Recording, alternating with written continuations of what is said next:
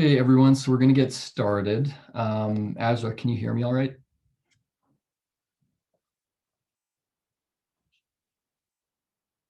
Yeah, sorry, I can hear you. I can't Okay. apparently unmute with my spacebar.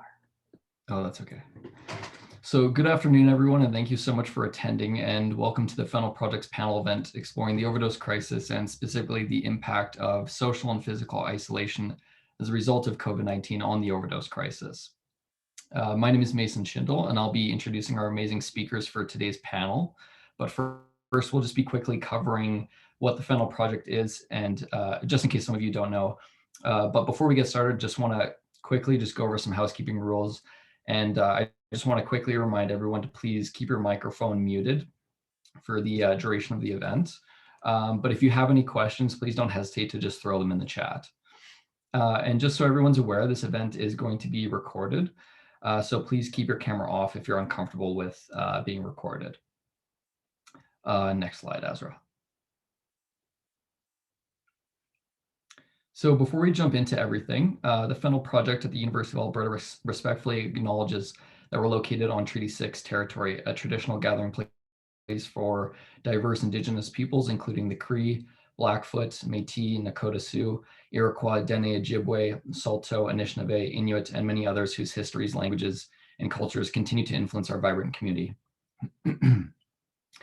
Next slide, Azra. So for those of you who don't already know, the FentaNIL Project is a student-led coalition that started at the U of A in 2018.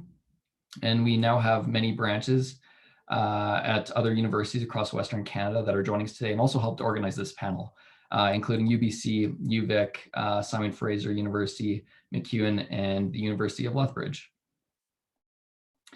Next slide. And every FentaNIL Project branch has a similar vision in mind to raise awareness about the ongoing overdose crisis, promote harm reduction strategies, educate community members, how to identify and respond to an opioid overdose using naloxone, and to deconstruct the unhealthy stigmas that are attached to substance use. And as some of you may know, the COVID-19 pandemic has had detrimental effects on the overdose crisis nationwide for a myriad of reasons. And one of the driving reasons has been the increased physical and social isolation of people who use substances. And we have some fantastic speakers today to shed light on this synergistic crisis, including Dr. Carl Peretti, Haley Calder, and Patrick Black. So speaking first today is Patrick, who has been a nurse at StreetWorks in Edmonton for 6 years now and has been a member of the overdose prevention team for 3 years. Azra, you can go to the next slide. And Patrick recently also became the supervisor of the overdose prevention team in March of 2020. I should also mention that Patrick has been a really important part of the FentaNIL Project's success and growth. And we really do owe a lot to Patrick for providing us with training, knowledge, and supplies to train other people. So thank you, Patrick. But the StreetWorks team itself has been working to mitigate 3 epidemics: the COVID-19 pandemic, the opioid crisis, and the sexually transmitted and bloodborne infection epidemic. So Patrick will be providing insight on what himself and the StreetWorks team have really been experiencing since the COVID-19 pandemic first started. Next slide. And also speaking today is Haley Calder, a third-year sciences student and senior intro psychology teaching assistant at MacEwan here in Edmonton. And Haley's extracurriculars include being secretary of MacEwan's Rotaract, as well as being the president of the newly formed FentaNIL Project branch at MacEwan. And Haley will be providing her personal experience surrounding opioid use and isolation during today's panel, which is really important and deeply appreciated. So thank you, Haley. And last but certainly not least, Dr. Carl Peretti, an addiction psychiatrist in Vancouver and Surrey, BC, specializing in occupational psychiatry and addictions and comorbid conditions, will also be speaking today. Dr. Carl Peretti is also a clinical assistant professor at UBC. And since moving to Vancouver, he's provided his expertise to various areas within Vancouver coastal health, such as Vancouver's General Hospital, Vancouver Detox and Detox, and the Provincial Health Services Authority at the BC Centre for Mental Health and Substance Use Services. And so those are our speakers for today. And so we hope you're as excited for these fantastic speakers as we are. But now on to the exciting part of the panel. I'll stop talking and we actually get to hear from the speakers. So first we have Patrick. And so I'll turn the mic over to Patrick. And Azra, if you could just make sure that Patrick also has the ability to present. That'd be great. And so Patrick, whenever you're ready, feel free to go ahead. Awesome. Thanks, Mason. And thanks, Azra. And thanks, everybody, for joining me here today. So yeah, I've been a nurse in the downtown Edmonton for about 6 years now. And we've been dealing with all the crises that are thrown our way. Currently, obviously, like Mason was saying, we're in the middle of 3 pretty serious issues, province-wide, countrywide, continent, all around the world. So I'm just going to share my screen here. And I hope everyone can see this pretty well. So just let me know if you can't.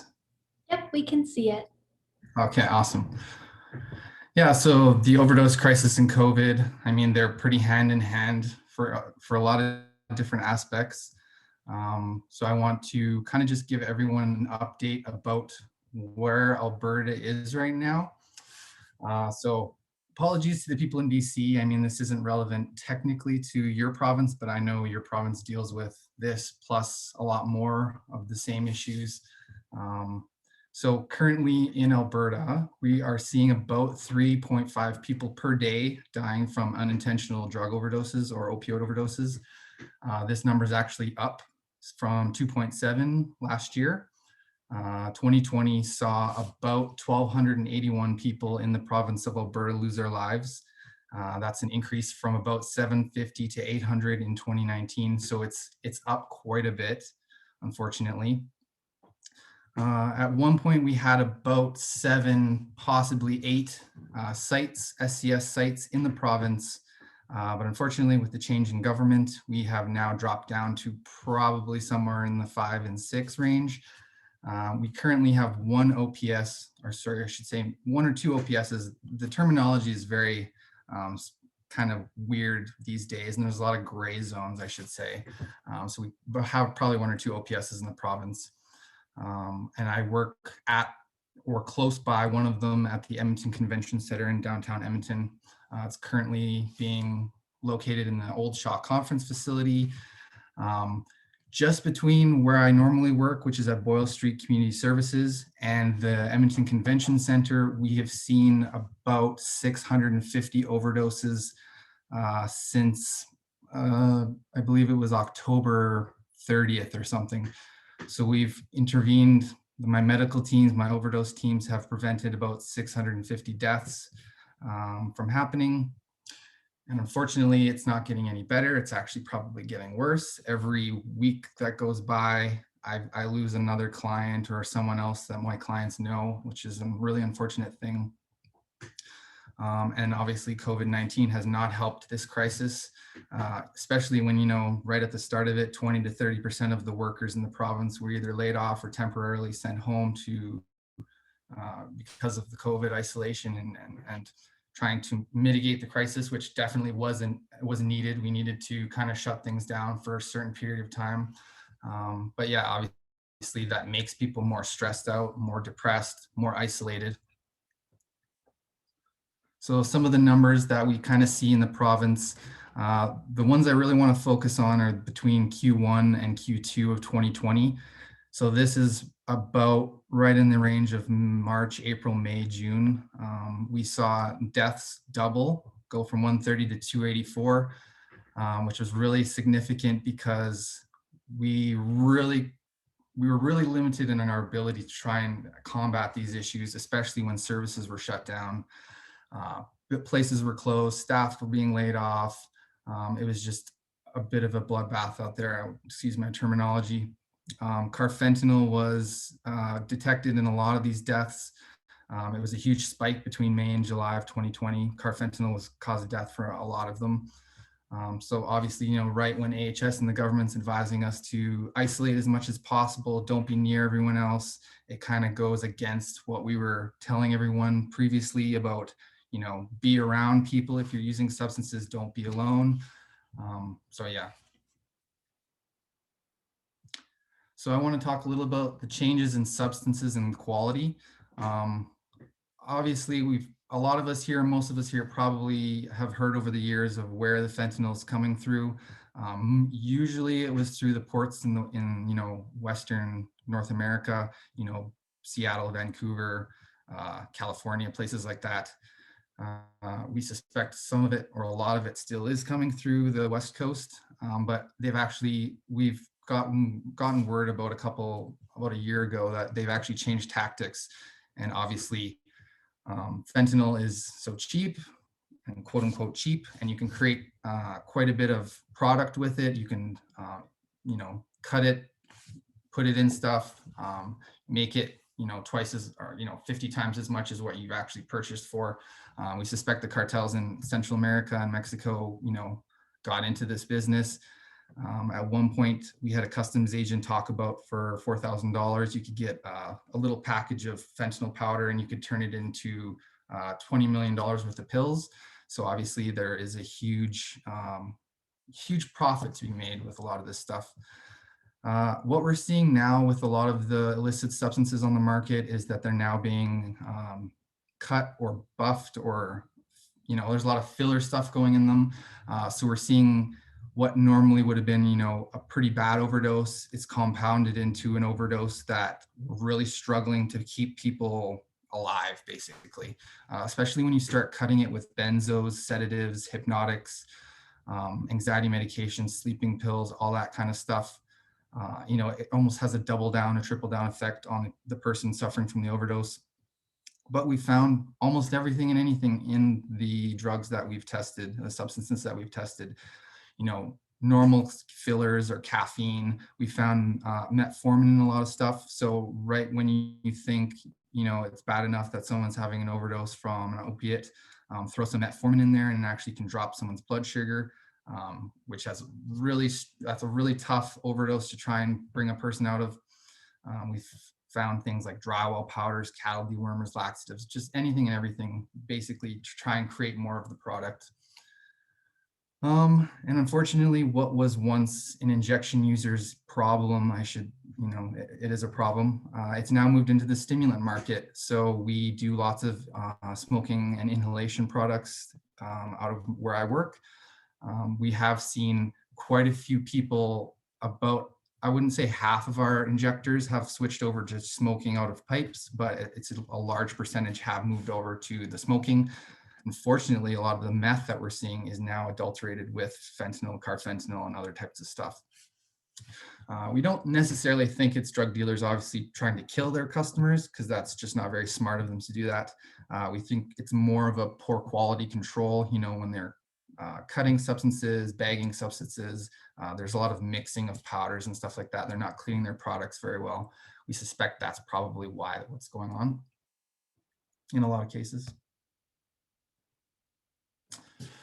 So how has COVID changed things? Oh boy, I've been in my role for about 3 years on the overdose team, and I took charge in March of 2020.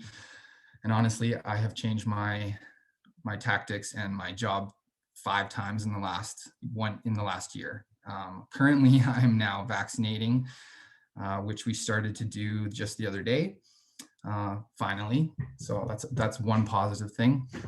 Things that have changed: opening and closing of shelters, camps in the city. We've moved our site, so our biggest shelter that serves about 700 people a day has moved sites once, twice, 3 times, and possibly again we're going to be moving. The ECC is expected to shut down at the end of April. Sites like Pekawewin, which was a camp on Indigenous lands down in the River Valley, was started by a couple of groups of individuals, and it kind of turned into its self-regulated area. I mean, depending on who you ask, it was kind of a chaotic situation. There was a lot of unregulated stuff going on. There's lots of overdoses. I can attest to some of my coworkers experienced some pretty serious traumas there. But the reason why it came out and it created itself and existed was because there was a need that wasn't being met. So that kind of lays down on the feet of the government, provincial, the city, the federal government. Unfortunately, during COVID, resources and supports were extremely limited to either just daytime, specific times of day, specific sites. Outreach was extremely limited because you couldn't really come into contact in a lot of situations. And obviously, from when we started the COVID issue, or when it first kind of hit us in early March to the middle of late summer, a lot of our tactics obviously changed, got better. We were able to try and work with clients a lot closer. We weren't more concerned about COVID because we were coming into the realization of what was actually happening. PPE was obviously super important in this kind of outreach stuff. Programs being defunded. So obviously we changed governments in 2019 to a United Conservative government where their priorities weren't necessarily with harm reduction.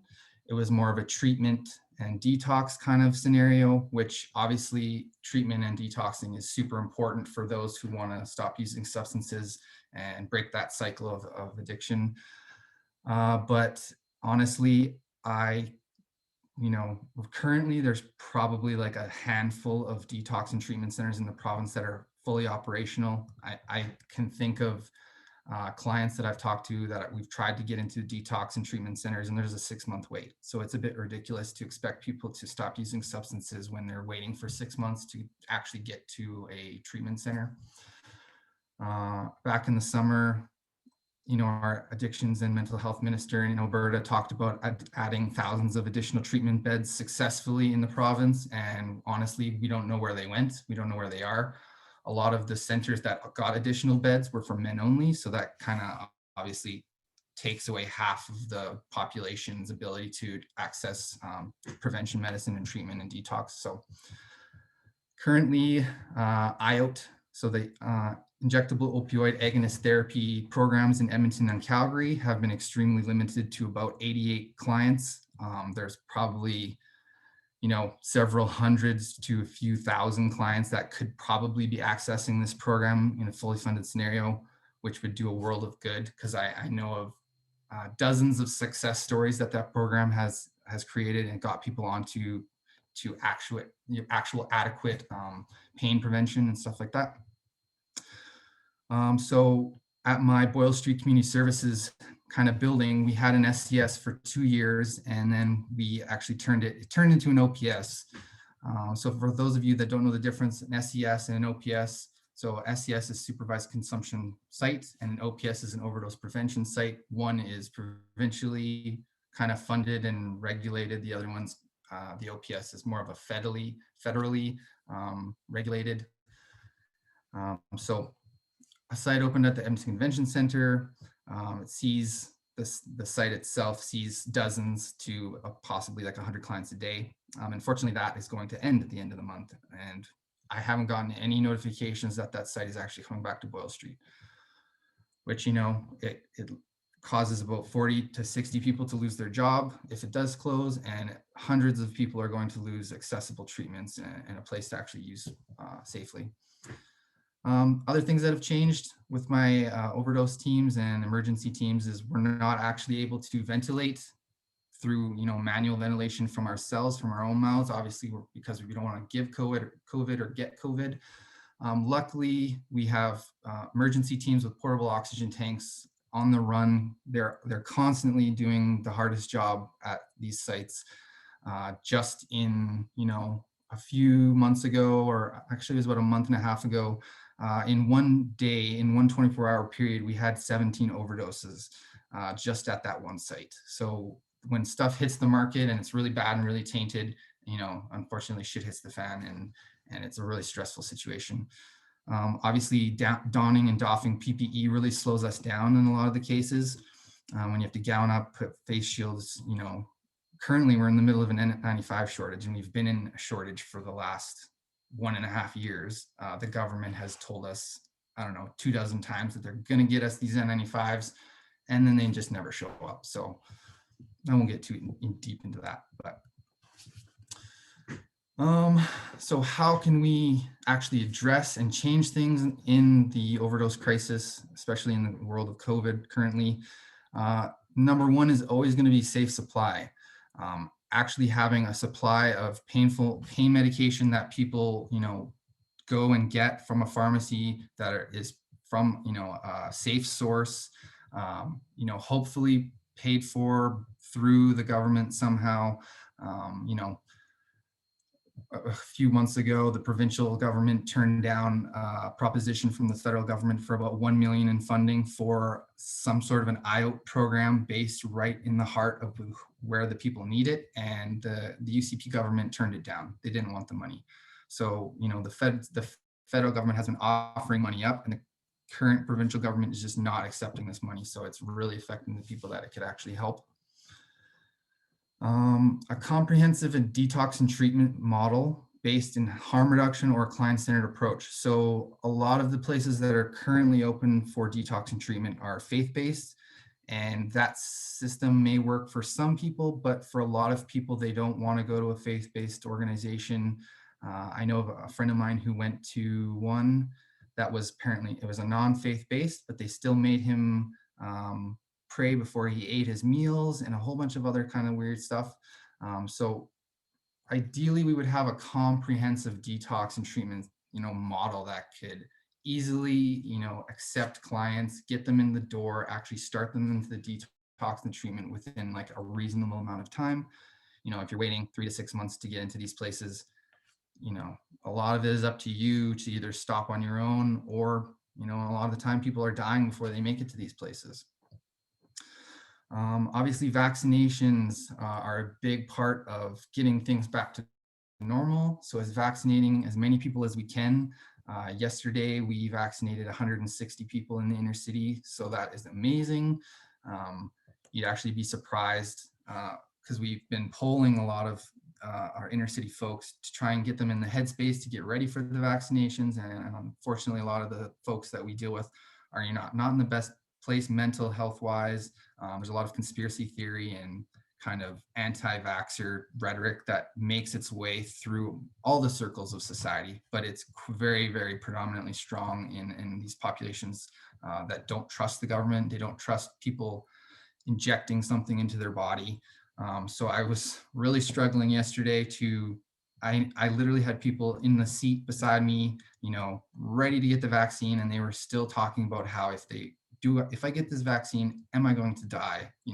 So a lot of this crazy talk that we see on the internet and social media makes its way down to all the different layers of the population. So also, how can we make things better? Housing first, getting people into housing actually stabilizes them enough to try and get them to work on other aspects of their own personal lives. Once you're housed and you feel safe and you're warm in a place, you have a roof over your head, maybe you can actually start to work on your mental health. You can start to work on your chronic health conditions. You can go get a job, or at least start working on towards possibly starting back into the career or step back into the job industry. And then obviously the last big one that really we've been in this war on drugs for the last 50 years, and it just does not seem to be working. A friend of mine, coworker Chanel, could talk this topic, you talk your ear off with this topic, but really it's about adopting a rehabilitation treatment model, kind of like the ones in Portugal. Obviously, we can't do exactly everything that certain other countries and jurisdictions do. It's about adapting a model to our population in Alberta or BC that would work the best. Obviously criminalizing substance use still perpetuates that cycle. It still stigmatizes and discriminates against the people of color and Indigenous populations heavily. So, eventually we might get there. I'm really hoping that the next election we have a change to a more positive government that really understands the complexities of this issue. Just in itself, the addictions and mental health minister Luan, where is he? I don't know. He's showed up at my work in the last year once. He didn't want to talk to anyone on the front line. He didn't want to actually talk to anyone that actually struggles with addictions and mental health. He was literally just there to talk to the ED for 10 minutes and then he's gone. So unfortunately, a lot of it does start with the government. they're unfortunately the holders of the purse strings. They have the mandates and they have the ability to change laws and create laws and fund all these programs. So yeah, I won't get too crazy into it because we have a couple more awesome speakers to touch on the topics, but yes, thank you. And I look forward to any of your questions. Thank you so much, Patrick. That was really, really informative. And we really appreciate you taking the time to be here. Of course. So our next speaker is Haley Calder. So she can share her screen if she has slides. And again, if you have any questions, feel free to put them in the chat and we will address them in our question period at the end.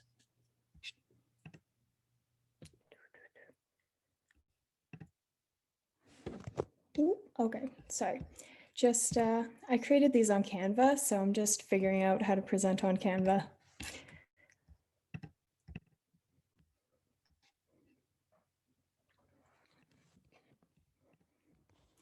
Okay, everybody can see my slides all right? Yep, it looks great. Okay, perfect.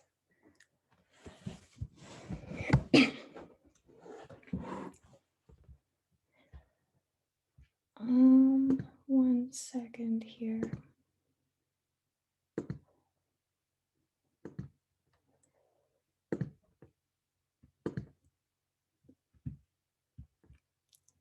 Okay, so in Canada, since we began tracking opioid toxicity in January of 2016 up until September of last year, there have been 19,355 deaths due to opioid toxicity. In the 6 months following the COVID-19 social restrictions from April 2020 to September 2020, there were 3,351 opioid toxicity deaths. Not only was this a 74% increase from the 6 months prior, but these 6 months account for 17% of all opioid toxicity deaths that have taken place since January of 2016. And last year, during the height of the negative COVID-19 impacts, 96% of opioid-related deaths that occurred from January to September, a 9-month period, were accidental. Now, I know I just threw a lot of numbers at you, so let me break it down just a little bit more.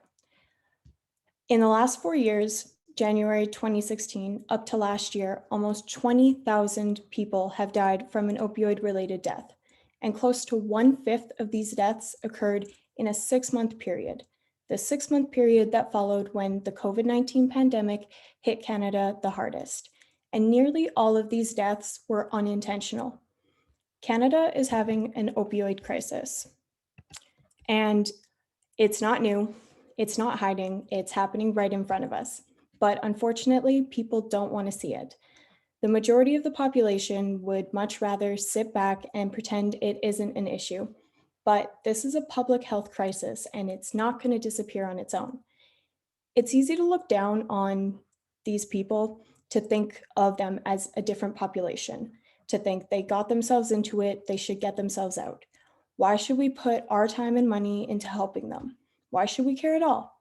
If someone's going to overdose, they'll do it with or without us wasting money on resources, right? Well, no, that's really not the case at all. The opioid crisis can and will affect anyone. In life, things happen that are far beyond our control, and we're just doing our best to get by. But sometimes we can't always see 3 steps ahead. Your best friend, your mom, your dad, your grandma could be on opioids right now. And yes, that does make them vulnerable. We like to think of them as strong, they know what they're doing, they're only using them the right way, but let me assure you, it could be anyone.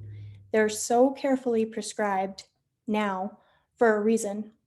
They are addicting, and no matter how hard we try, we cannot understand what addiction feels like for someone else.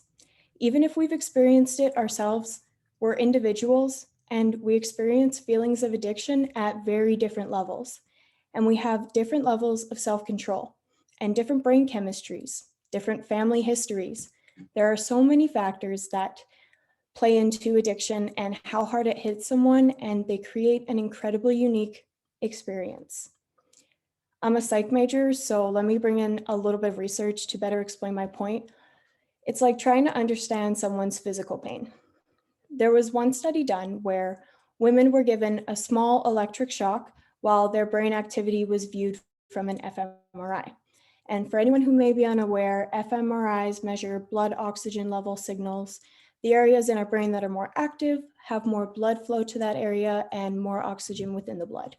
So women were given a small shock, elicited a very low level of pain. And then very shortly after, these same women watched someone that they love be administered the same shock that they were given, not even 5 minutes later. And they were asked to try to understand what this individual was experiencing while we still measured their brain activity. Now, even though they knew exactly what this felt like, they'd undergone it not even 5 minutes ago, the areas of the brain that lit up were still different. So no matter how hard we try or how much we think we can relate to someone else's pain, it's never truly an exact match. And it's the same with anything, but especially addiction. And so many factors contribute to what sparked addiction for someone. And while there can be some overlaps and common themes, everyone's unique. So while we like to try to jump to conclusions, I mean, it's honestly harder not to. Our brains are constantly trying to be as efficient as possible. We couldn't possibly critically think through every decision. So we take mental shortcuts, which are great for deciding what the best action movie you've ever seen is. But in cases like these, where we're trying to help a vulnerable population, we need to stop and acknowledge our own limitations so that we can truly understand how someone got involved in a particular lifestyle and what we can do to help them. There are thousands of unique stories and experiences that are waiting to be heard. So I'm going to tell you guys a little bit about mine, and hopefully you can better understand the power of addiction, the dangers of opioids, the detrimental effects of isolation. But most importantly, I hope that my story can help you understand that this opioid crisis happening in Canada right now really can affect anyone. So I did have a brief introduction, but I'll just go over who I am a little bit more to frame my story. I'm currently a psychology honors student at McEwan University, and while I regret this every day a little bit more, I kept my minor, which is business law, and I also try to stay actively involved in my student groups, Rotaract, and the FentaNIL Project. Normally, I don't work during the school year, or really at all for the past few years, but I'll get into that soon. But right now, I am a teaching assistant for the psych department at McEwan. So almost 4 years ago now, I graduated from high school in my little hometown. A couple months later, August 11th, 2017, my two friends and I were driving back into town from my friend's place. She lived about 5 to 8 minutes out of town down a gravel road. I was in the back seat. We just finished tanning because it was August in Alberta and incredibly hot. So I didn't have pants on, I just had my swimsuit bottoms. And we were gonna stop at my place before grabbing dinner and then going to my one friend's birthday party.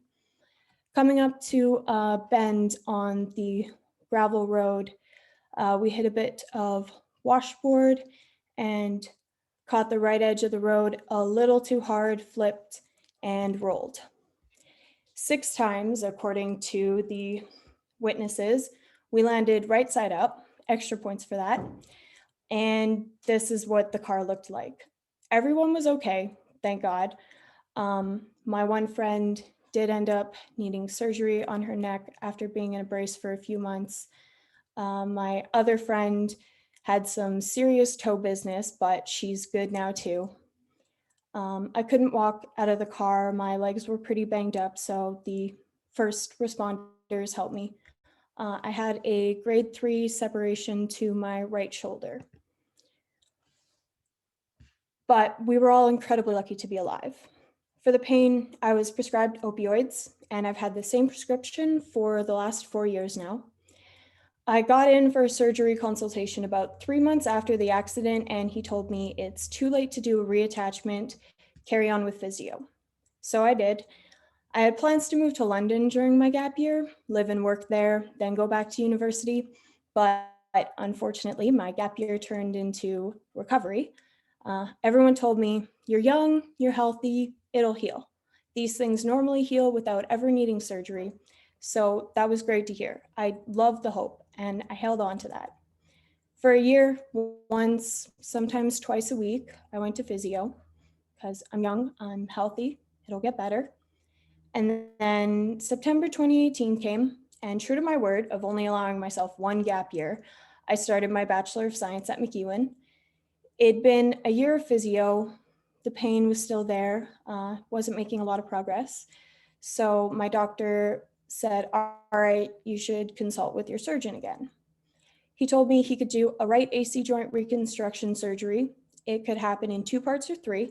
They'll either use cadaver, which is donor tissue, basically, yeah, dead body, and to reconstruct my AC tendon, or do another surgery to take a tendon from my knee.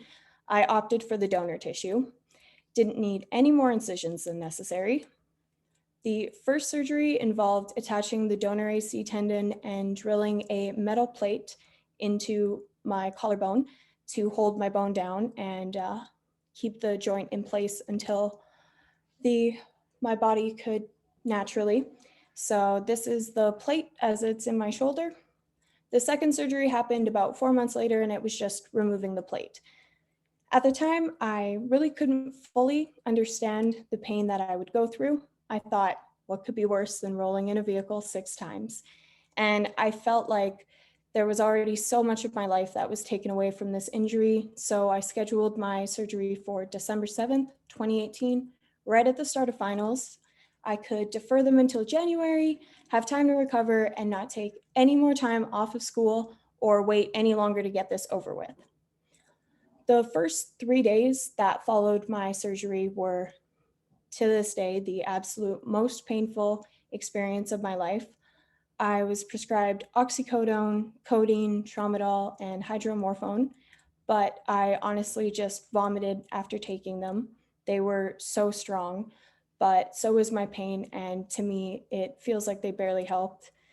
My dad stayed overnight in the hospital with me, but he had to go back to work my second night home. And despite being 18 and moved out, living on my own in university, I still begged for him to stay just one more night because I didn't know of anything that would help, and I just needed my dad there.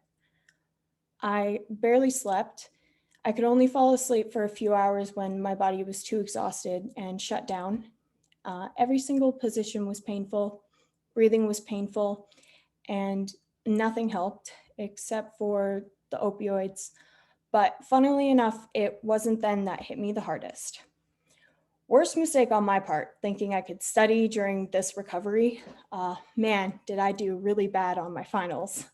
But hey, I learned from that, and when the hardware removal came around, I waited till I was completely finished. As of January 2019, a month after my surgery, I jumped right back into physio. Small things at first, just gradually increasing. Until my plate was removed in April, I had limitations on my range of motion. I mean, clearly, I had this chunk of metal drilled into my bone. I kept gradually increasing, and then I stopped noticing any differences. I went to physio weekly, sometimes twice a week, and it was great. I'd feel better for a few days, unless we did needles that day.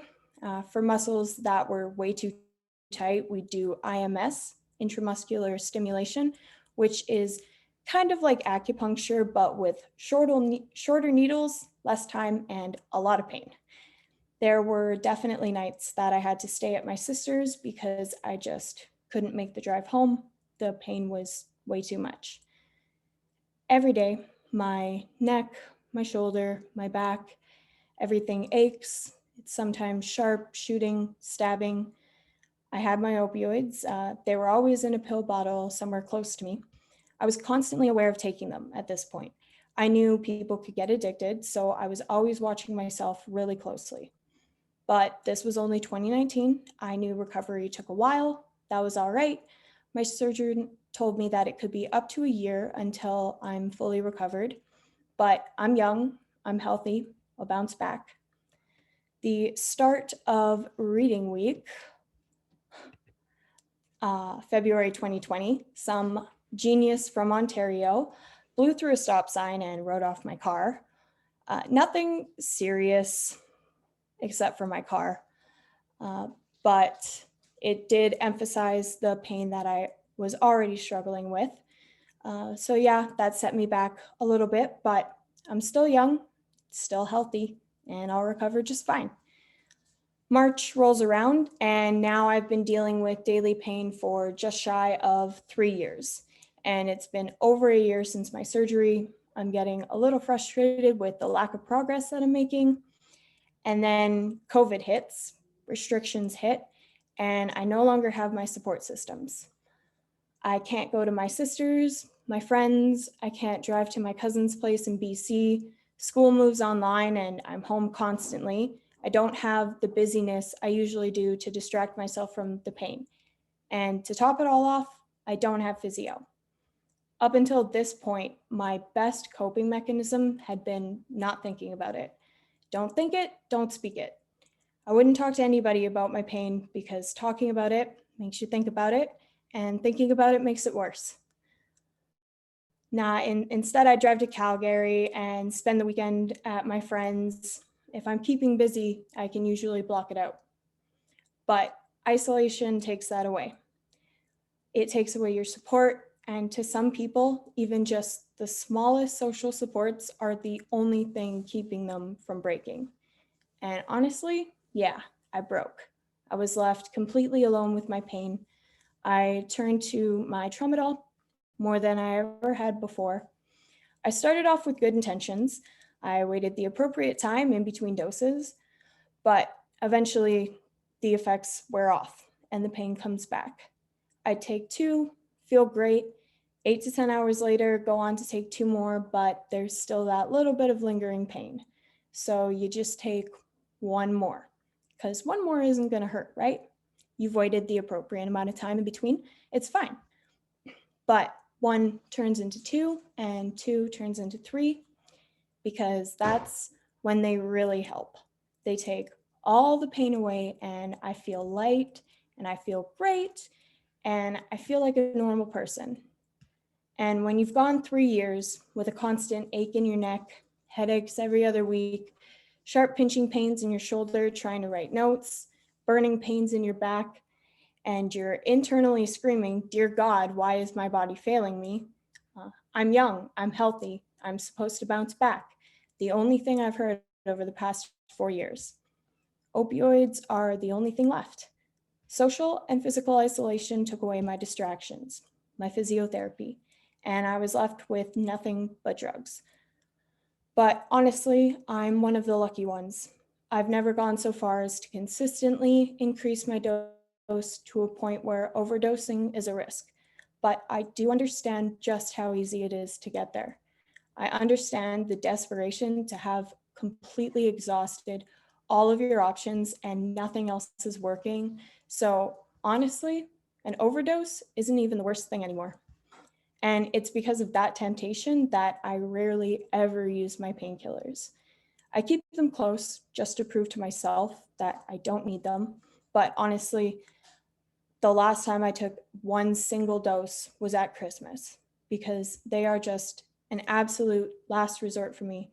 And I'll never let myself take more than 1 dose in a row again. Because as I mentioned, they do more harm than good. I've built up my pain tolerance. I refuse to let myself think about it.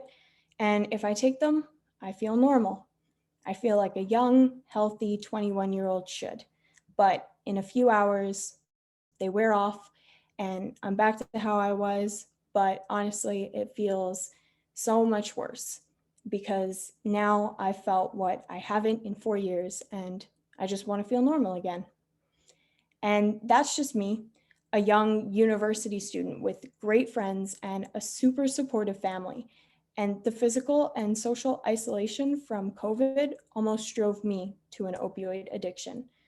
So imagine somebody else without the same supports, maybe without access to a car or poor internet or some extenuating circumstance that's further preventing them from the social interaction that we as human beings require. We're social creatures and we need social interaction to function properly. And without that, and with added stressors like chronic pain, it's so easy to fall into addiction and to depend on opioids. But everyone deserves help.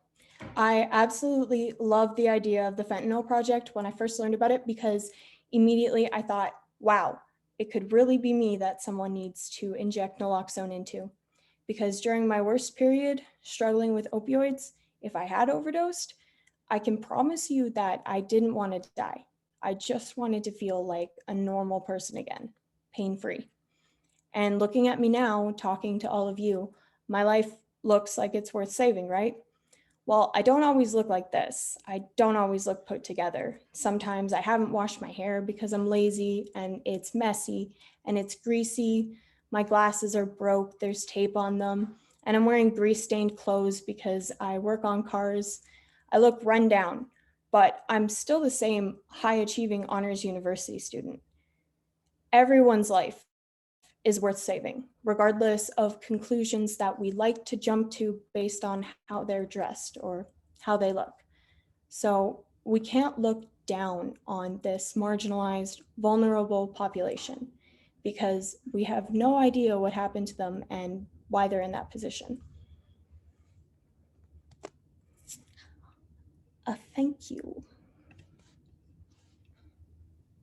Thank you, Haley, for sharing your story and for your honesty. We really appreciate you being vulnerable with us and for being so open. Thank you, guys. Our next speaker and our final speaker is Dr. Carapretti. You should be able to share your screen if you have slides, and we really appreciate you making the time to come.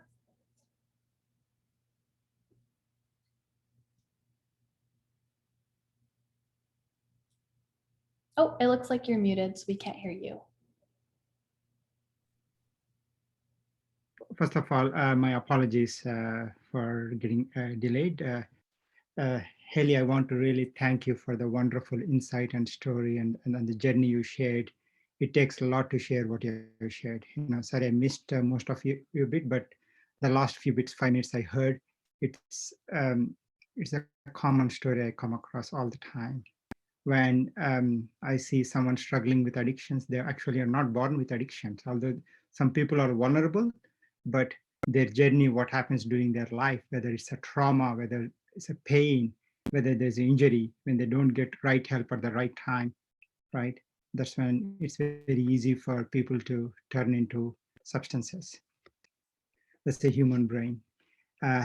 So I really would like to thank you. This is the first time I'm giving a talk for a student community. To honestly, quite often my talks are mainly for medical fraternities. So I try to put in some slides, but I want to make this more as a discussion. I'm more excited to hear about this project because it's something I think there's a lot as a student community can do to create awareness and support. So it's the problem is not just sitting in downtown East Side or some of these urban cities. The problem is everywhere. Right. So my take is more of a British Columbia perspective. I am addiction psychiatrist. I practice in Vancouver. I worked quite extensively in the past with the downtown East Side population, but lately I am not working, but I am a regional concurrent disorder lead. Concurrent disorder is basically a mental health and addictions. That's more of a psychiatry and those people who struggle with mental health issues. So yeah, so the picture you have here is the one which actually when the crisis began, when the crisis started getting in 2019 or 2018, then this is everywhere in Vancouver, all the bus stops, and probably you all must be familiar with this picture about fentanyl sort of overdose. And it's a very, very strong picture in a way. It does make people to think like how dangerous the drug is. today, what I'm going to do is I'm not going to give you too much of discussions around. I have only minimal slides, but I just want to encourage a lot of discussion here so that I also can learn from you, from the campuses, because to be honest, I do not have a much experience of working with the student community.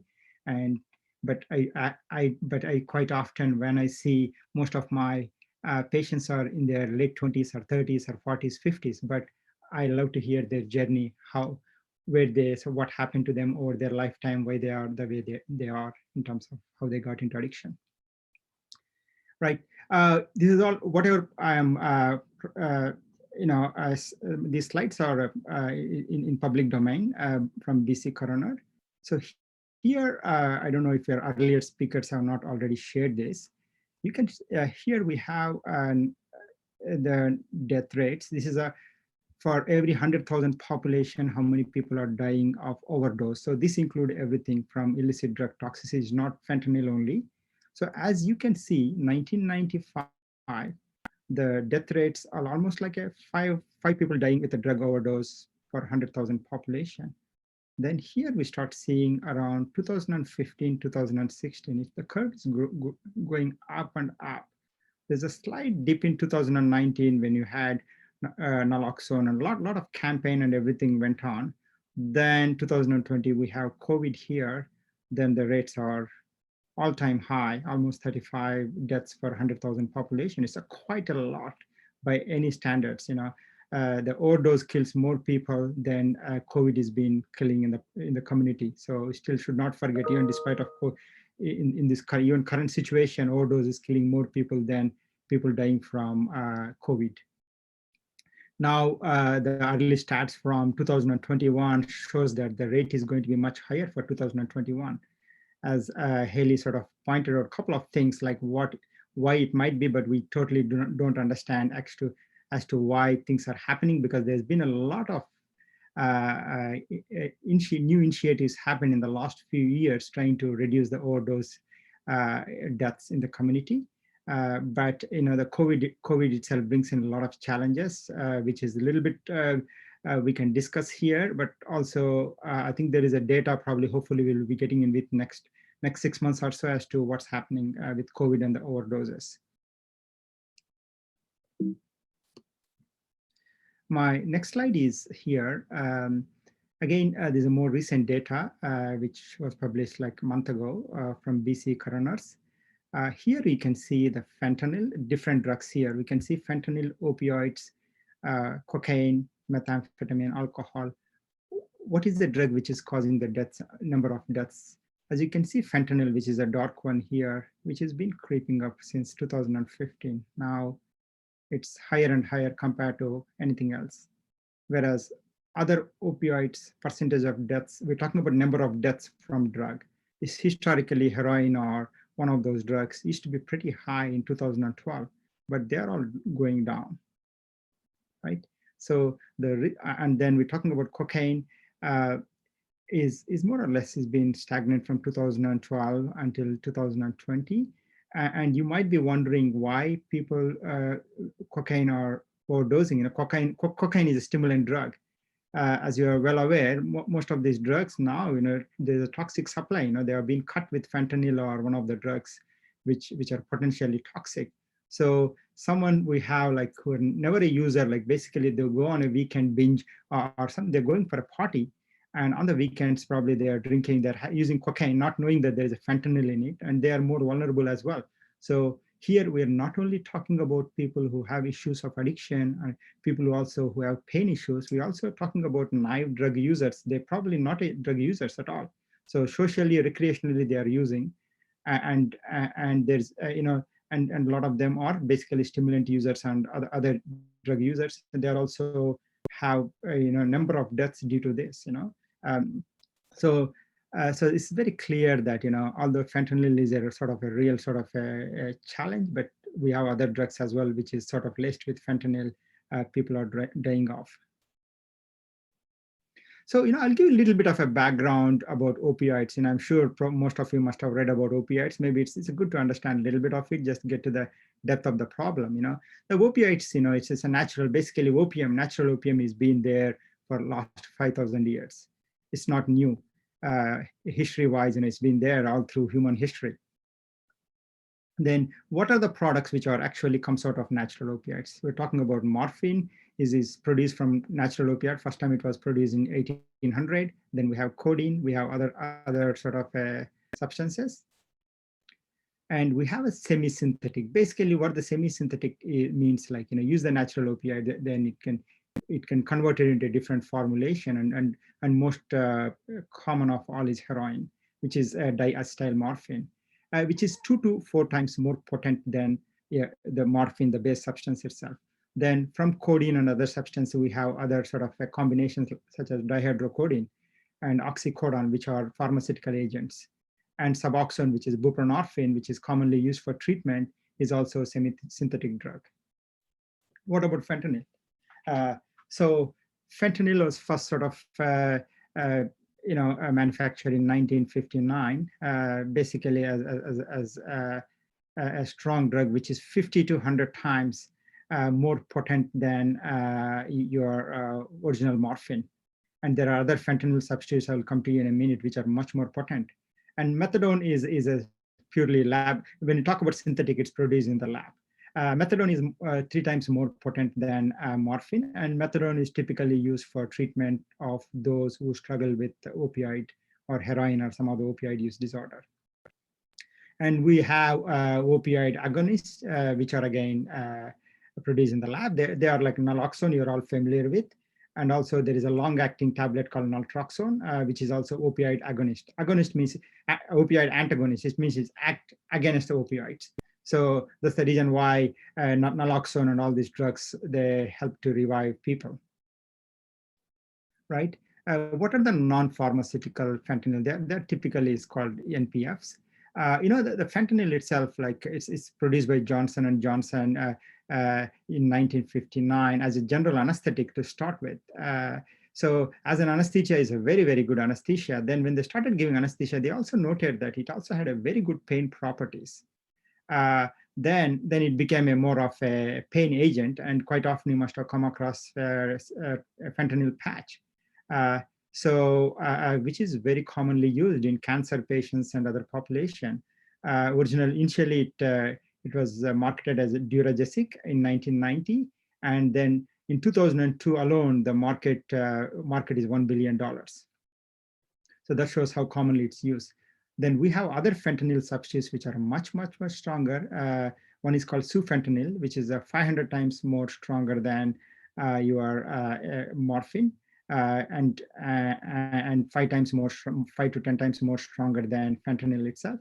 And then low fentanyl is again a substitute which is much stronger as well. So other unlocks also are basically is something I want to bring it to your notice is carfentanil, which is almost 10,000 times stronger. It can actually, a small dip of it can kill an elephant. Then in 2015, we had this epidemic, all across Canada, most of the provinces. In 2016, it was declared as a public health emergency.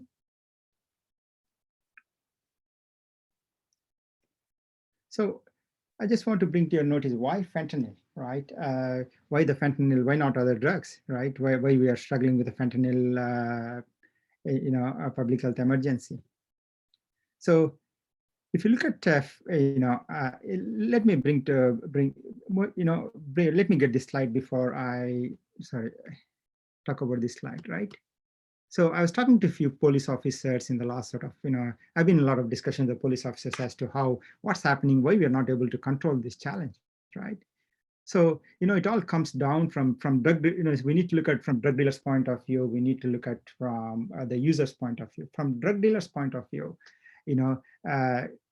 it's very easy to manufacture fentanyl, and for them, economics-wise, it's a very, very lucrative, right? 25 grams of fentanyl, which probably cost $800 for them to produce, getting some byproducts from some products from China, as well as combining some products with chemical products, which cost $800, can actually give them almost like $800,000 of pills on the black market. And the police officers were saying, listen, it's not going to go away. There's nothing else in terms of profits for these drug dealers, right? Is we're talking about almost 1,000 times of the profits. So no drug gives them, right? So they're going to persist with what they're doing, and it is how we actually prevent and how we educate our public and what sort of systems we put in place. So looking at it is a very, very, yeah, it's worrying sort of what's going to happen, right? It's typically most of the how the byproducts are either it's brought in as a fentanyl powder, or it's actually brought in as it's one of the products to manufacture here. And typically it comes from, especially to Canada, it comes from China in the containers, and quite often it's created in the labs here. So then, just looking at the lethality of fentanyl, it's just the comparison here. You have heroin like almost 30 milligrams here, I suppose. And then we're talking about 3 milligrams of fentanyl. That's how potent the fentanyl is. The little dose of fentanyl here actually can kill an individual. So I think I would like to probably have this more of a discussion why there is increased death rates during the pandemic period. Obviously, there are various, when I talk to my colleagues who work in downtown East Side, and when I talk to the police, the various reasons why there is increased death rates, right? And we also not only think about the people who are struggling, like people who are living in downtown Vancouver East Side, we also need to think about other people who actually who are not as substance users, who are actually dying in their homes, they're dying elsewhere, right? There are also various other reasons why deaths are happening all over. It's not just limited to downtown East Side, right? Definitely there has been a reduced supply because of ports have been closed, or because supplies are not coming into the country. As a result, the price has gone up significantly for drugs such as heroin and some of the drugs such as cocaine. As a result, there's a lot of drugs that are laced with more potent drugs such as fentanyl. So obviously that poses a lot of risk for the users. And there's also been reading about Canada Emergency Response Benefit, right?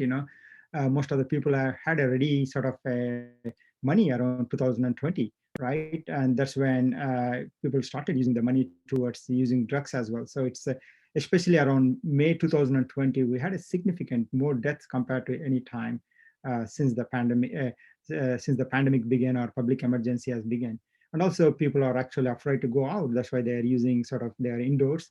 And they also have less access to the overdose prevention sites, which are a great way of reducing the deaths and, in terms of tackling the emergency. But people probably are using in their own homes or own hostels, and they are dying. And also I don't know in Alberta how it's working. In BC we have a safe supply. Safe supply is basically giving a pharmaceutical alternatives to the drugs people are using, for opioids alternatives and stimulants and other drugs. So what's been happening is the safe supply is being converted into people are selling the safe supply drugs, and they're buying fentanyl as well. That also added to increased deaths. So what now we have known the challenge, we have known how many people are dying. What levels can we actually intervene, right? There is one of the models from Ontario model. So there are different levels of interventions we can think of, right? I'm talking about overall, like both from healthcare from healthcare services, health authority perspective, as well as the public and organizations like you. So the most important thing we can do is prevention and rescue. When you talk about prevention, is obviously prevention can happen at various levels. Number one is preventing people not getting addicted to substances itself, right? This can happen through education, training, and what the consequences. What Haley has been speaking about, her experience with the pain, right? Having appropriate supports and help for some of the vulnerable population, whether it's a pain or mental health, and proper education can actually prevent them from getting onto opioids or substance of abuse. Then a lot can be done around prevention and public education. And then we have a next level of people who are already struggling with substances. Then we have treatments. There are methadone and Suboxone are very good treatments, and there are other alternatives as well. So it's important for people to know not to suffer in silence, right? It's like if you break your hand, you go to your doctor, right? Like if you have a substance use, there are treatments and you need to go on access this treatment. Obviously, stigma is a very big thing, both for the one who is struggling as well as the families as well. But making it more to say that, listen, normalizing it and educating people, it is an illness, obviously, if you've got a substance use problem, because there are some chemical changes in the brain, why it makes certain people more vulnerable compared to others, why certain people gets addicted compared to other people. They're very, all the images and scan shows that it's chemical changes. It's like breaking your hand. If you break your hand, we have a clear x-ray and people can see it, whereas people cannot see what's happening in substance users' brain, right?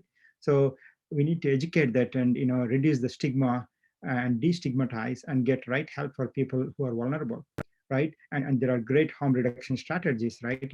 Harm reduction strategies of where obviously we have naloxone programs, overdose prevention, sites, and there's a lot of not-for-profit organizations which are supporting, supporting the high-risk population. So then other important aspects apart from treatment and primary prevention and working with law enforcement, in terms of surveillance and research as to what's happening out there in the market, what drugs are out there, what's people have been using. Like if there is a carfentanil somewhere, it's identified in the sample, it's been sent all over, like the police and everybody is notified. Listen, certain population is at high risk, because obviously you don't want carfentanil, even fentanyl anywhere in the market, mainly because it can potentially kill people, right? And law enforcement, again, working on identifying, people who are selling the drugs and trying to work with the vulnerable population and all those things. So it is like it's a multi-stakeholders involvement trying to prevent deaths and work on the overdose crisis. So it's not only left to the government agencies, it's also a lot of folks like you, right, hearing about this project. Now, I've not heard about it before, but looking at some of the work you've been doing, I think it's brilliant, because some of the significant deaths, almost 20 to 30% of the deaths happens within like 20 to 30 years of age, right? And some of them happen 18, 19. So significant population is on the campuses or in the university. So if we can reduce the deaths as well, obviously the families and friends as well, educating them, and a lot of work can be achieved by what you folks are doing in terms of trying to educate people, trying to tell them there are treatments, there are harm reduction strategies, right? It can be treated, it can be, people need to have support. So yeah, there is a, so what I will do is I will leave it there. Purposefully I made it. I didn't want to make it a big presentation because I didn't want to go too deep into the all those medical terminologies and everything. But I think I can answer some of the related questions from British Columbia. I don't know what's happening much in Alberta, but I hear, and when I talk to some of my colleagues there, I think in Alberta you're also struggling with similar challenges as the British Columbia is struggling. So I will stop my talk there. Then I will let you ask questions, or let the, yeah, if anything is there, you can ask me. Thank you, Dr. Karapreddy. We really appreciate you coming and sharing all of your insight into this and your expertise. So Thank you, Smita. That is the end of our speakers. We're now going to move into our question period. So we have a list of questions from people who registered, or when people registered for this event. And if you have any other questions that come up, feel free to put them in the chat. I will pass it over to Samara, who will mediate this question period, and she is the president of the UBC branch of the FentaNIL Project. So Samara, take it away. Hi everyone, thanks so much for joining us. So we'll just start with the questions that we have from Eventbrite, but feel free to post any other questions you have in the chat and we will get to those as well. And the first question we have from Eventbrite was, what kind of barriers do individuals face with getting their help for their addiction or seeking health care? And anyone can take this if you'd like. Maybe Patrick, would you like to start? Sure, yeah. The barriers, oh boy, that's a big one. I mean, there's barriers to accessing healthcare. People, don't really trust a lot of the healthcare system. especially if they've been discriminated or stigmatized in the past. A lot of the population I work with doesn't trust the police forces, a lot of the EMS crews. If you've ever dealt with an EMS crew that thinks you're just a drug addicted, homeless person who calls them all too much and shouldn't be overdosing and should be dealing with their health concerns. I've dealt with, dozens and dozens of situations where the EMS crew shows no empathy or compassion, which will really it prevents people from accessing a lot of those healthcare services. Barriers to accessing legitimate pain concerns. If the colleges and pharmacy and physicians have clamped down on a lot of doctors for overprescribing, and the doctor Venu from BC could probably talk to this a little bit more, but the colleges clamp down on doctors for overprescribing, which ends up the doctors, start to titrate clients or try to cut their doses in half because perhaps they've been given too much from a previous doctor. Really pushes people to the illicit substances on the market, which is causing, the vast majority of these overdoses.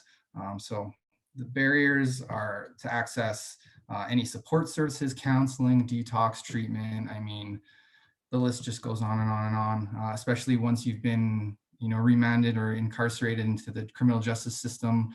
Unfortunately, our justice system does not offer a lot of solutions or options for people that are in, the remand centers, especially when, you go into a remand center for as little as a month, your tolerance can reset in a couple of days to a couple of weeks, and then you get released and you're back on the street. You're back to using the same amount of illicit substances that you used before you were remanded. And, these are a lot of the overdoses we're seeing as well. So yeah, it just goes on and on. Yeah.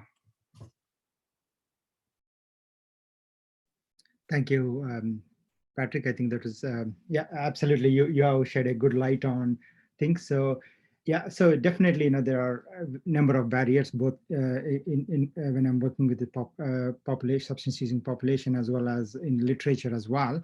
So I think number one is a societal barrier, right? And over the years, what we have done, the substance use is a behavior, right? So if you look at the history of 1900 and early 2000, 20th century is people drink, people use substances because they choose to do it, right? It's their behavior, right? And now we know, a lot of literature in the last 20, 30 years has shown, no, it's not that. It's a lot of chemical changes are happening in the brain, right? It's like you are having a stroke or something like that. You can actually see a big some of the parts of your brain has enlarged, or some of the parts are shrunk, which is actually causing people to, get into, it is a disease. This is an illness, right? So not many folks, even my physician colleagues, are not aware of it. Even if they're aware, they don't want to acknowledge it. But the good news is that, culture is shifting quite a lot, even among medical community, with, the crisis and everything, what's happening.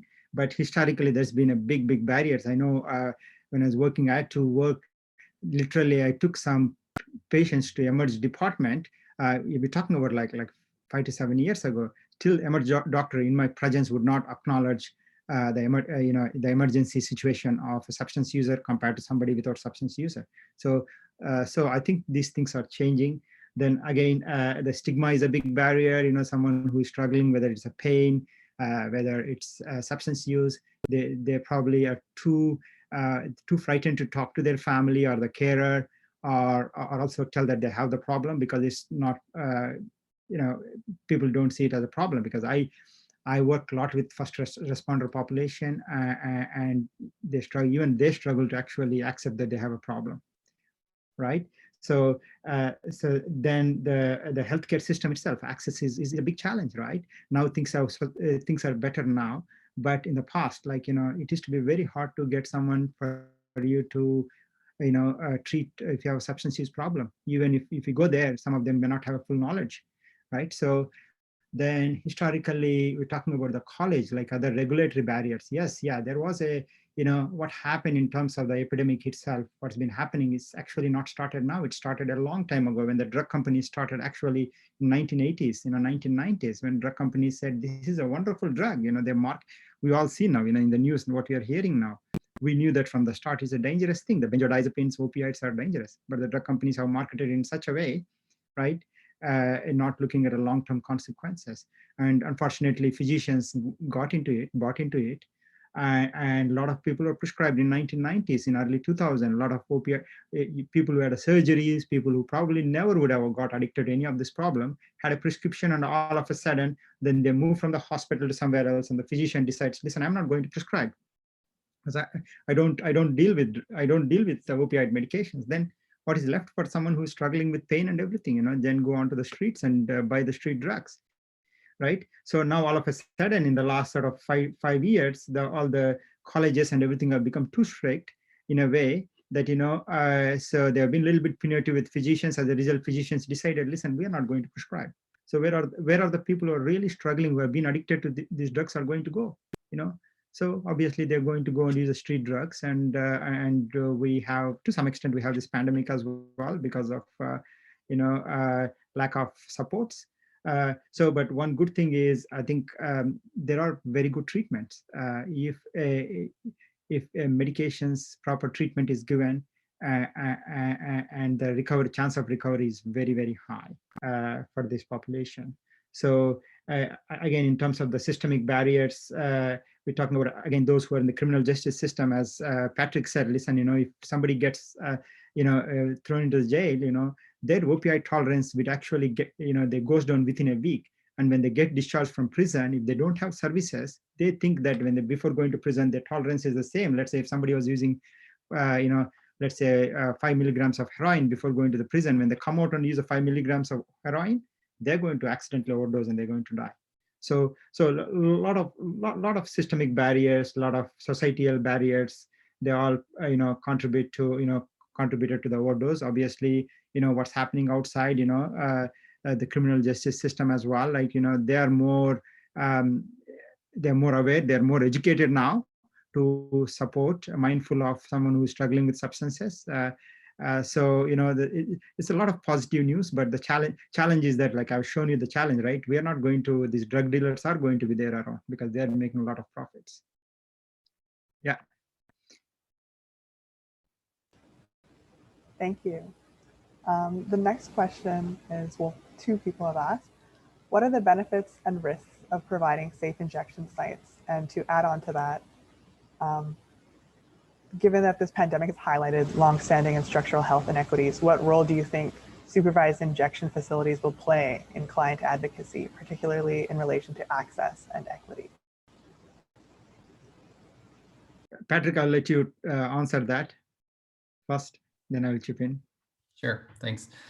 Yeah, so my organization works pretty closely with all the safe injection sites in Edmonton, and we work with all the partners in the province of Alberta. The benefits of having these safe injection sites, or OPS sites, are basically, they're the easiest way for folks, especially the homeless populations, the low-income folks, to actually access and connect with a lot of these healthcare services that they may often just disregard or ignore. Or yeah, so if you go into these sites, you can actually access nurses, you can talk to counselors and addictions services, you can maybe get some housing. It's all about relationship building. So it's, how can we connect with these populations that don't trust anybody? Well, we actually start to talk to them. We talk in their lingo, their terms. We hug them when it's not COVID. We share our stories. So it's all about relationship building to actually get some of the knowledge that we have to pass through them, get into their heads, and help them keep them safe and alive.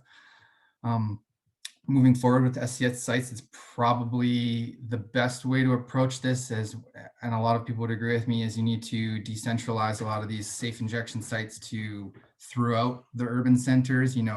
Edmonton has 3 or 4, but they're a little bit more in the downtown areas, which is where the population that uses them needs them. but we need safe injection sites in all the suburbs throughout the city. Like we could put 10 in each city and it may start to have an effect. Like Calgary has 1.3 million people and they have one site downtown Calgary. Obviously there's thousands or tens of thousands of people that are using opioids in Calgary alone. People aren't going to be driving from the north or way the south to use the site and then to, connect with folks. So we need to increase our outreach populations. We need outreach workers on like every other corner downtown and in these major cities. Some provinces are a little bit better. So obviously BC is a little bit more progressive in those aspects of realizing that they have a huge problem. They're actually funding a lot of these programs.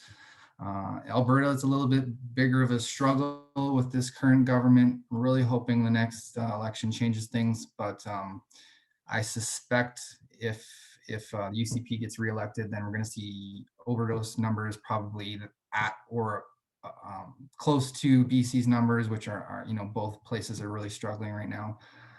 But yeah. That's a great question. The role of safe injection sites, right? So,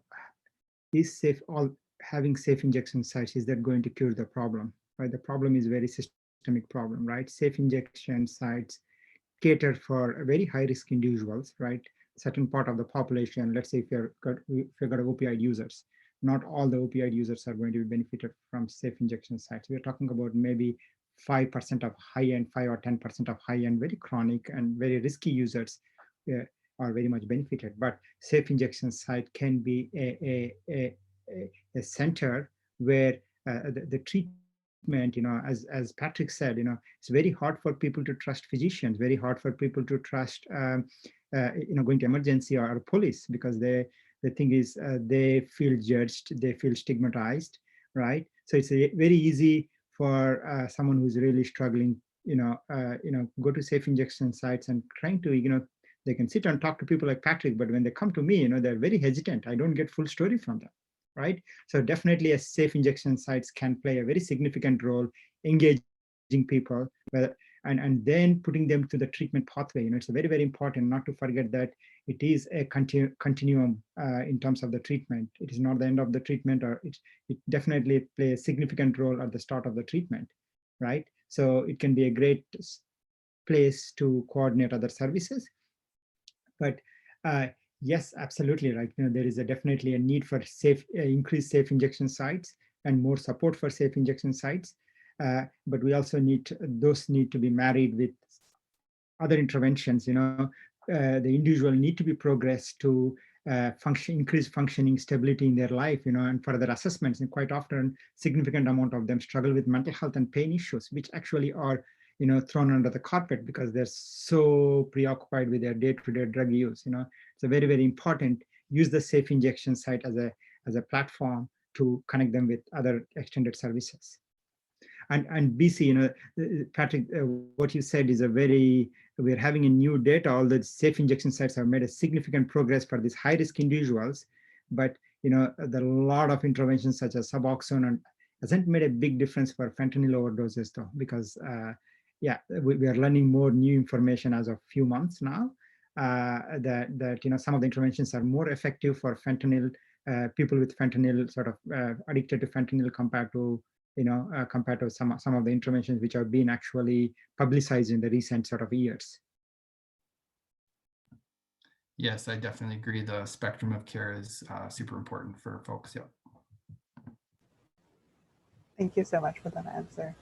And another question we have, sort of building off of what you mentioned about safe injection sites being a chance to have people come forward without stigma.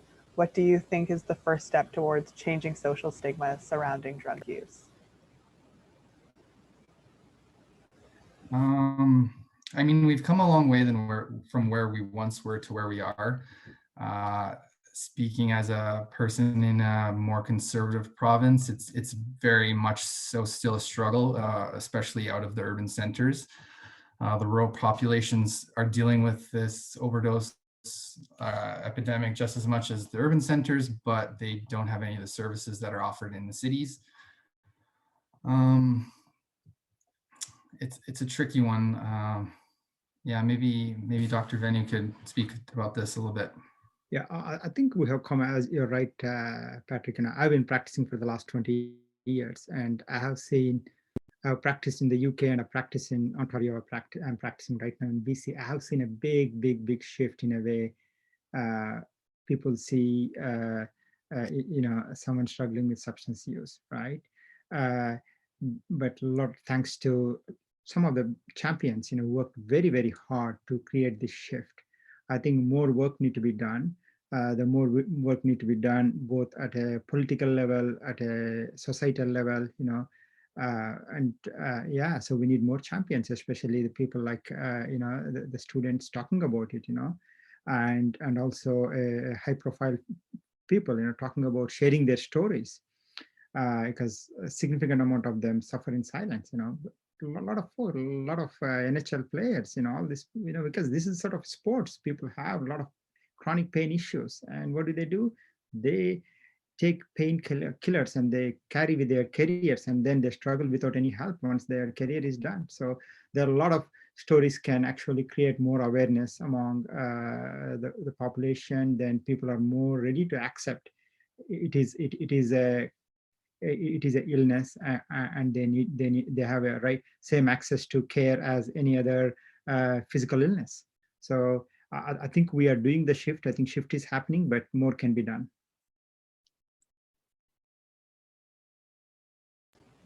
Thank you. And another question we have from Eventbrite was, are we seeing any new harm reduction initiatives being developed to combat the isolation of the opioid crisis, or this aspect of it? And do you think the community has adapted due to this new issue of isolation compounded by COVID-19? Right. Patrick, I don't know what's in Alberta. We have in British Columbia, a risk mitigation strategy we have developed within the British Columbia.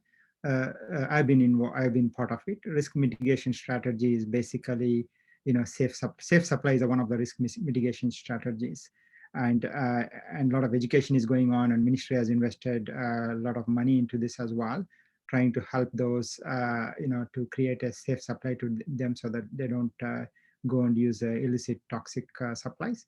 So that's one of the initiatives, and the early sort of, the data shows that it is being used significantly by vulnerable population.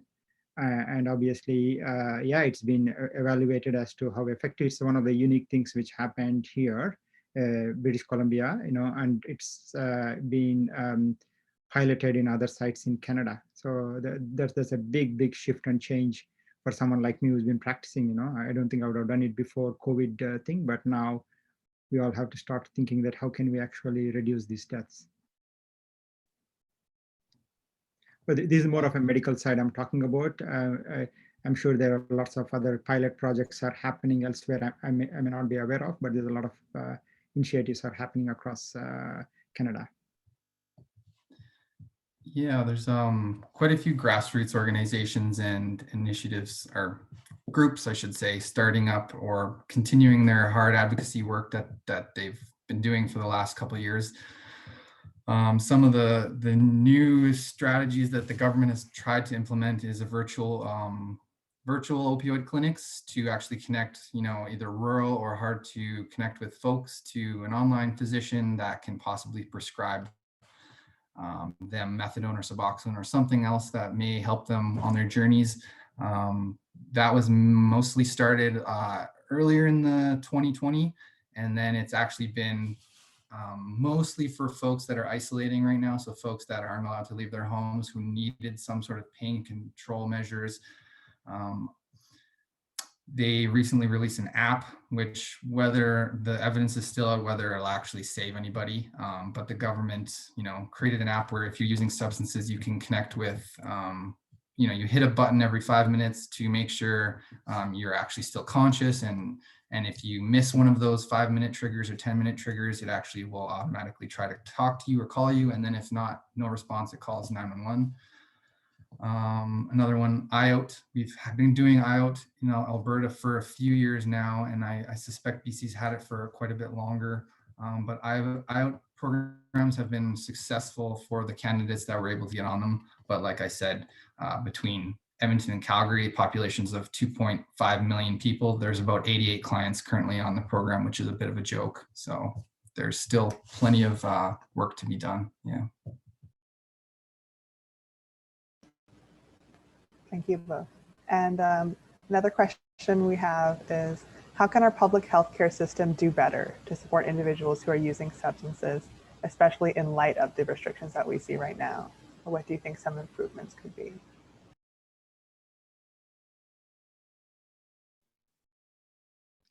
Sorry, Samra, please can you repeat the question? I was trying to post I posted a link here on the chat. It's what's been happening in British Columbia, and it's got a lot of apps and other information, both for mental health as well as overdose prevention as well as addictions. So yeah, it'll give you a lot of information. It also talks about reducing stigma. Yes, for sure. Thank you so much for posting that. And the question that I had asked previously was, how can our public healthcare system do better to support individuals who are using substances, especially in light of the restrictions that we have in place now? Yeah, I think there's a lot of new initiatives, as Patrick has mentioned, that yes, we are seeing increased deaths, and the more the interventions at the different levels, right? Treatments. I think there could be more treatments, and how to reach populations can be sort of approached through virtual sort of therapies, right? There's still some population, although a lot of changes have been made in the last few years, trying to reach out to how to reach population for them to get him into treatment, but there's still folks who are at high risk who probably are not accessing treatments. So there's still more work can be done. And there are various initiatives happening across the British Columbia, and also there are also federal initiatives as well happening. I think a lot has been done, but we need to see the impact of these initiatives on overdose deaths. At the end of the day, right, we need to see the deaths coming down, but it looks like deaths are not coming down, right? Yeah, I'm not sure because I sit in some of the committees and other stuff, and I can see a lot of very interesting, innovative stuff people are coming up with, trying to work, trying to, work with the frontline staff, and a lot of initiatives, whether it's a technical, whether it's a new way of working, new ways of providing care. But at the end of the day, the most important thing is to see the reduction in deaths. Right, I think that's the most important thing. Yeah. Patrick, yeah, if you've got any thoughts. Yeah, and then I'll just add on from just what I've seen in my experiences, what the healthcare system has been doing and could be doing better. So recently, the hospitals in Edmonton have they've been around for a couple of years at the Royal Alec, but the ARCH program, the Addictions Recovery Community Health Initiative. So we've got teams in emergency rooms dedicated to folks that are struggling with opioid addictions or with any type of substance use issues. A lot of the time when they go into emergency rooms, they're treated differently. It really depends on where you go and who your nurse or who your doctor is. But these ARCH teams are focused on folks that have like mental health concerns, substance use issues. Areas where our healthcare system could really improve is actually supporting a lot of different communities in the provinces. The reserves in Alberta are not very well funded or supported. And I know that's a federal issue, but it also does involve the province of Alberta. So obviously, having more youth-focused organizations and youth-focused initiatives on vulnerable populations, trying to prevent people from becoming, having that addiction cycle start, or, yeah, it's a very complex issue, but yeah. Thank you both for answering that one. And another question we had that really came up quite a bit was, what are the best ways to approach the opioid crisis and help to ameliorate the detrimental effects of the opioid crisis as a member of the general public, as an individual, or as a university student?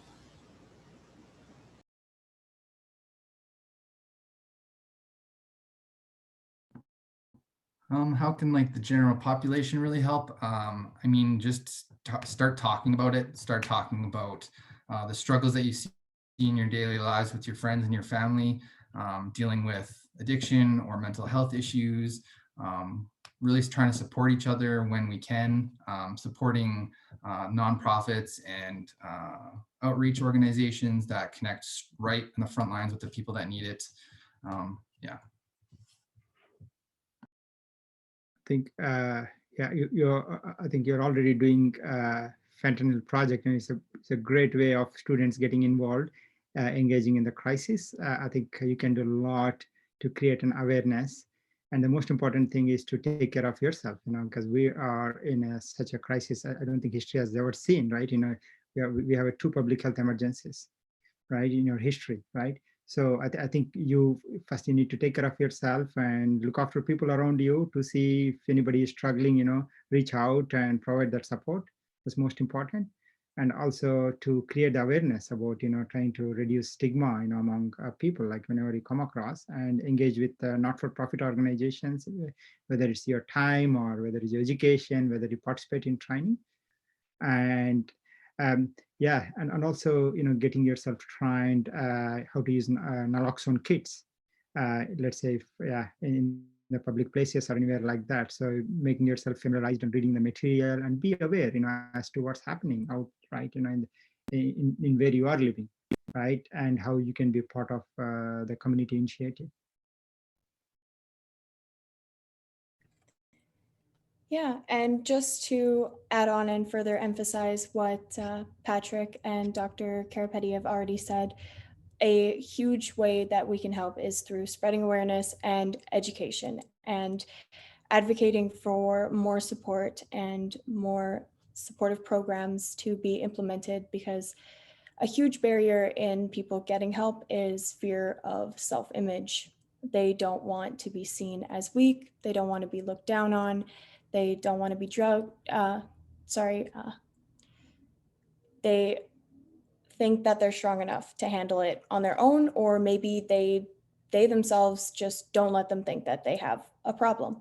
So if we keep advocating, keep going with the FentaNIL Project, spreading awareness, then we can reduce the stigma that surrounds these people and make them feel more comfortable in reaching out to get help. Thank you so much for all of your answers. And another question, and I think one of the last questions we have, is what do you anticipate the long-term repercussions of isolation and the opioid crisis as we've seen it today to be?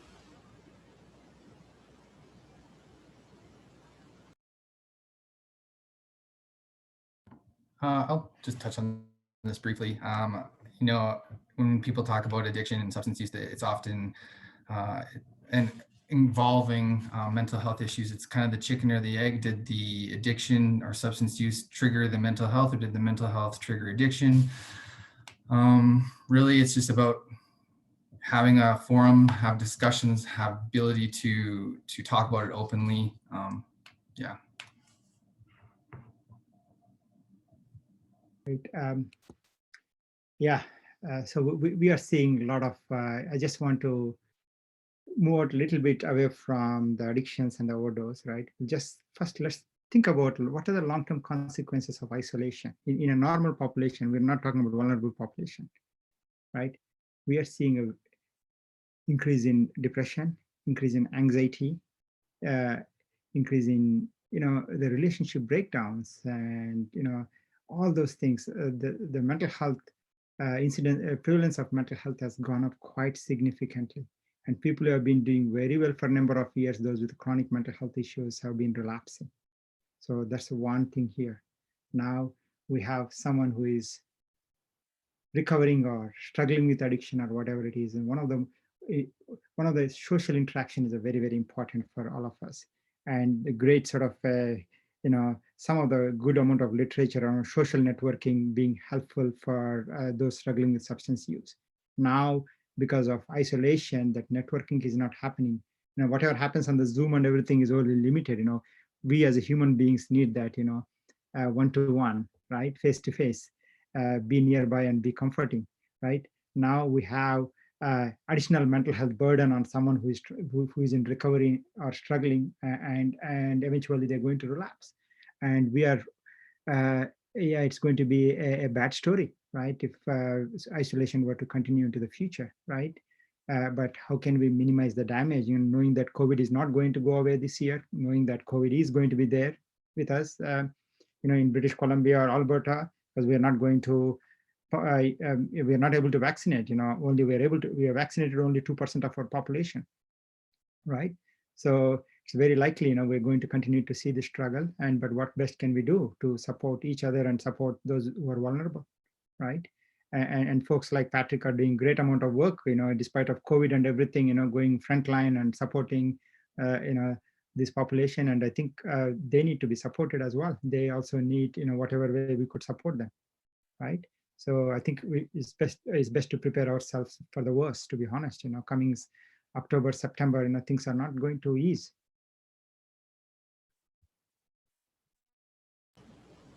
Thank you so much for your answers. We'll move on to, let's see, I think we just got another question. Okay. As governments begin to explore how to successfully recover from the devastating economic impacts of the pandemic, how can we support or encourage various stakeholders to invest more financial resources into addressing the opioid crisis?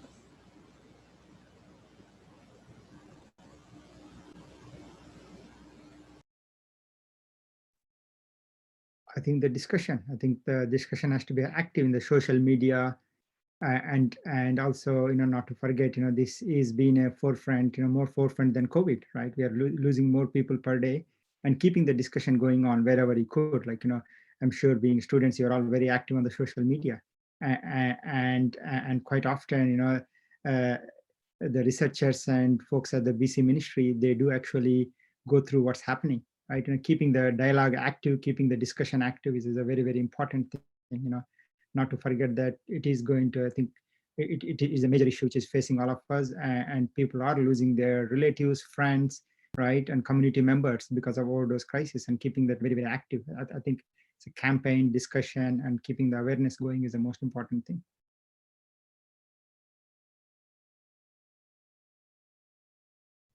I would also just like to add on to that. There was a motion put forward by members of Mom Stop the Harm, which was supported by Scott McKean in Edmonton.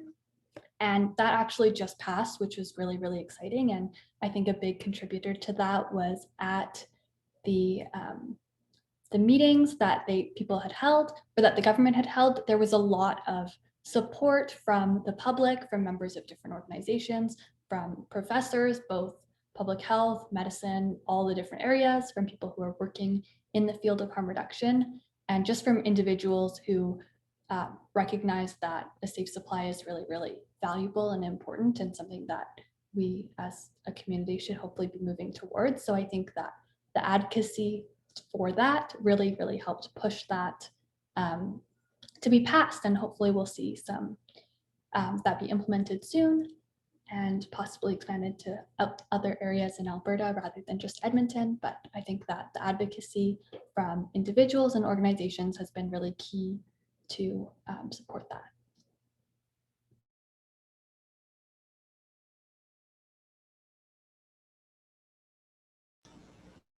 Thank you so much for adding that, Ezra, as well. And then another question we have that's more person focused, but it says, what would you say to people who tell those with addictions that are also suffering from isolation to just get over it?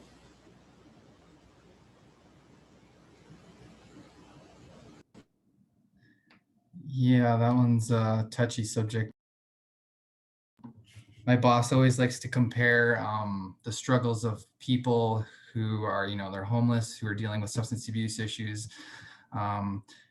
They're being told just to get over it by middle class and upper class people who go home and drink a bottle of wine, and then they go and pop a bunch of prescription medications, and then they do all these acceptable addictive behaviors, and then they look down on the people that may have gone through horrible traumas in their lives. They were homeless at 15, they were struggling to survive, and they're just told to get over it, kind of a thing. And I've heard Plenty of medical professionals say that to folks too, unfortunately. So the struggle still continues.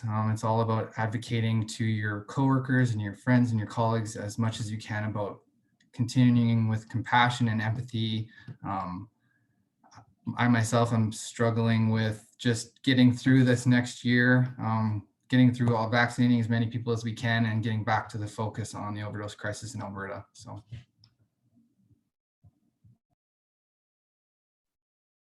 I would like to hear from Haley what comments are. Yes, definitely. I think a huge thing is education and acceptance of our own ignorance. A lot of times we're scared of ignorance. We think it's a bad thing, but it's really not, because ignorance is inevitable. We're always going to have lack of knowledge in some area. So educating people on just the incredibly unique circumstances that drive people to developing substance disorders, and accepting our downfalls, that we cannot relate to them, and that's okay, because we can still help them. We can remove our judgment, and we can still provide them support while not looking down on them. Addiction isn't just something that you can get over even when you do recover. It's a constant thought that's in the back of your head when or if you're going to relapse. So we need to provide a lot of advocacy and education to people so that we can give them support, because they're going to need it long term. Addiction doesn't just go away.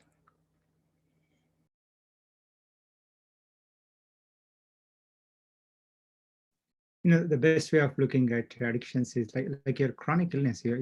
Once you're diabetic for life, right? The question is, there are times your sugar levels are high, there are times your sugar levels are controlled, right? So that's probably the best way of looking at addictions. So especially depending on what challenges you have, especially opioids, you would be unfortunately, you would need treatments, whether the treatments are medications combined with supports, or whether it's ongoing support with some medications, you would need it for lifelong. Because and once you're stable, once you're able to focus on your stability, you're not craving every day, then you can start focusing on your life and improving your functioning, right? So yeah, going back to the question is that, yes, addiction is real. Addiction is a medical condition, and with a lot of other challenges, behavioral challenges, other consequences, right? Yeah.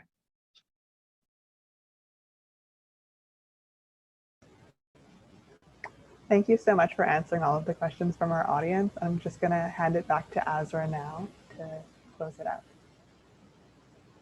Thank you. I just want to say a really, really big thank you to our speakers for being here today and for sharing their knowledge and experiences with us. We really, really appreciate you taking the time out of your day to come here and be a part of this panel. I also just want to say thank you to everybody who attended and everybody who donated. We had $180 in donations, which is great. And Patrick, I'll be connecting with you for how we can redirect those to Boyle Street. I also just want to say thank you to everybody who asked questions. Unfortunately, we couldn't get to every single one, but there were a lot of insightful comments, and we love your participation and interaction. There was one question about how to get involved, and I can answer that. The U of A branch of the FentaNIL Project has been expanding. So if you are a member of the UBC Okanagan, or sorry, if you go to the UBCO, you're welcome to email us and we can help you set up a branch if you're interested in starting your own FentaNIL project. I will put our email address in the chat in a minute. And this recording will be posted on our website and on our social media, hopefully within the next couple of days. Just got to make sure I can get that up on YouTube. But thank you again to our speakers for coming. We really, really appreciate it. Thank you. Thanks for having us. Yep, anytime.